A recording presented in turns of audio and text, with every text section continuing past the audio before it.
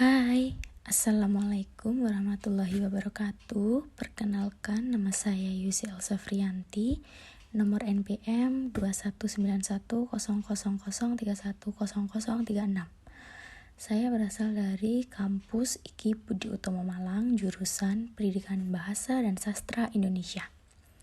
Di sini saya akan menjelaskan materi mengenai kajian fenomenologi sastra.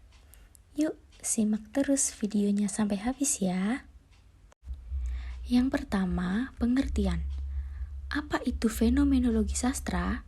Jadi, fenomenologi sastra adalah perspektif memahami sastra dengan cara memperhatikan, mengamati, menonton, menggarap, mengolah, dan mengkreasi fenomena. Lalu, kenapa sastra dan fenomenologi itu berdampingan? Karena sastra itu media komunikasi estetis. Fenomenologi sastra, ilmu yang mempelajari berbagai muatan sastra. Sastra adalah sebuah fenomena kehidupan. Sastra menyajikan fenomena kehidupan apa saja secara imajinatif. Sastra itu fenomena estetik yang menyuguhkan beragam peristiwa kehidupan. Oleh sebab itu, penelitian sastra secara fenomenologis bukan hal yang dicari-cari, melainkan memang begitu adanya. Lalu yang kedua, teori. Teori yang ada dalam fenomenologi sastra adalah teori rasa dalam fenomenologi sastra. Jadi, teori rasa selalu menghiasi penelitian fenomenologi sastra. Fenomenologi sastra dapat mengamati dan menghayati rasa manusia melalui teks sastra. Kenapa bisa begitu? Karena sastra itu sebuah ungkapan rasa.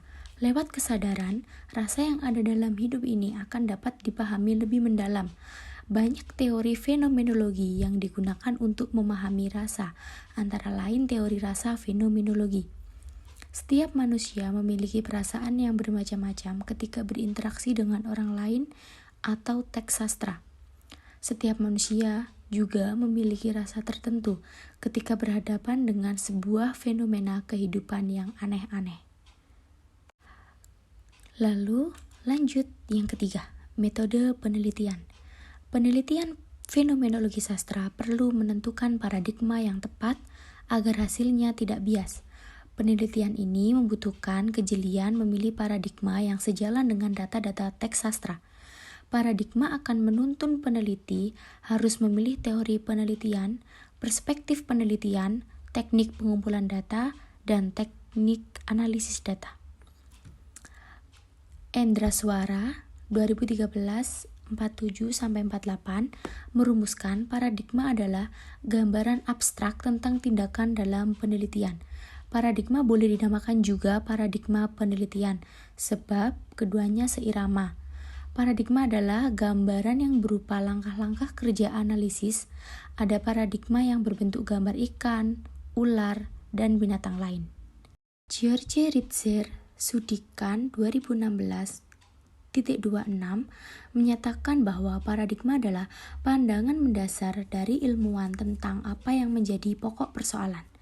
Paradigma adalah istilah yang pertama kali digunakan oleh Thomas Hahn Sudikan 2001-24 dalam bukunya The Structure of Scientific Revolution 1962. Berarti paradigma yang telah bertahun-tahun ada dan mewarnai dunia penelitian sastra mereka. Karena mereka memandang paradigma memang penting dikemukakan agar para peneliti benar-benar mendapatkan pencerahan dalam menerapkan konsep tersebut. Pandangan ini lebih menekankan adanya wawasan filosofi terhadap suatu cabang ilmu pengetahuan. Selanjutnya yang keempat, yaitu ruang lingkup kajian fenomenologi sastra. Menurut Endraswara 2013-175, fenomenologi merupakan wawasan filsafat dalam kritik sastra. Kritik sastra dalam fenomenologis banyak memperhatikan fenomena teks sebagai realitas.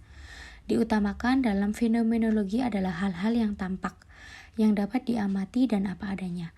Menurut Endraswara 2013-239, fenomenologi sastra terbagi menjadi 3 jenis, yaitu yang pertama, fenomenologi eidetik. diartikan sebagai pengenalan gejala yang berusaha mengungkapkan pengertian murni objek sastra. Fenomenologi ini didasarkan pada kajian bahasa yang meliputi kajian makna dari fenomena gejala utama, lalu dipilah, di-sharing, dan ditemukan gambaran murni.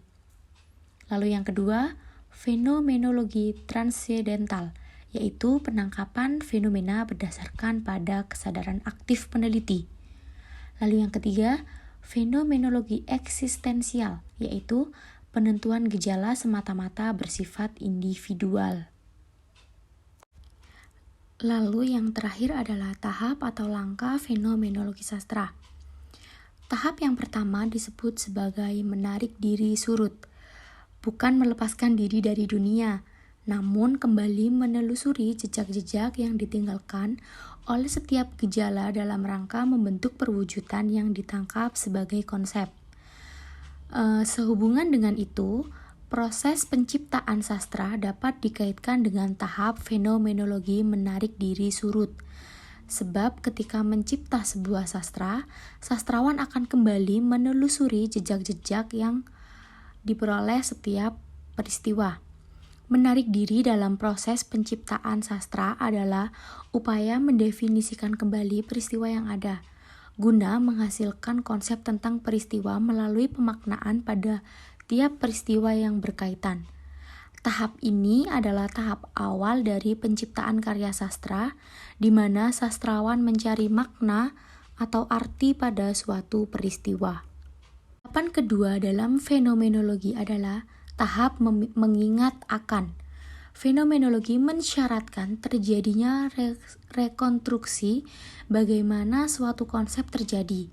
Langkah kedua ini juga mengenali dan mencermati apa yang disebut garis batas yang membuat sesuatu terjadi menjadi barang pertunjukan. Tanpa mengenali garis batas ini, sulit untuk membangun pengertian yang akhirnya disebut definisi. Sehingga garis batas yang merupakan ciri-ciri suatu konsep sehingga dikenali pembeda dengan konsep lain. Proses penciptaan sastra ini, tahap mengingat akan adalah tahap di mana sastrawan mulai menggabungkan berbagai peristiwa yang telah diartikan sesuai tafsir pengarang. Tahap ini menghasilkan ciri-ciri suatu peristiwa. Jika dalam bentuk cerita, maka tahap inilah yang menentukan ciri-ciri tokoh, peristiwa, latar belakang, dan karakter. Lalu tahap yang terakhir dalam fenomenologi adalah tahap kesadaran. Setelah segala yang berkaitan dengan elemen-elemen dan struktur bangun konsep dikenali melalui membongkarnya, akan terbangun suatu kesadaran non-refleksi mengenai perwujudan dan pembinaan konsep yang bersangkutan. Hal ini terjadi karena pada dasarnya kita telah sampai pada pemahaman bagaimana sistem produksi konsep tersebut. Oke, baik teman-teman semuanya, itu tadi materi yang dapat saya sampaikan. Jika ada kurang lebihnya, saya mohon maaf yang sebesar-besarnya. Jangan lupa di like, komen, dan subscribe. Sampai jumpa di video selanjutnya. Wassalamualaikum warahmatullahi wabarakatuh.